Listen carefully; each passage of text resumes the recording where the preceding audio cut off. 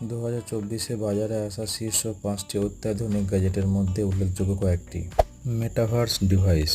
Metaverse জগতে প্রবেশ করার জন্য বিশেষ ডিভাইসগুলি এখন আরও উন্নত হয়েছে।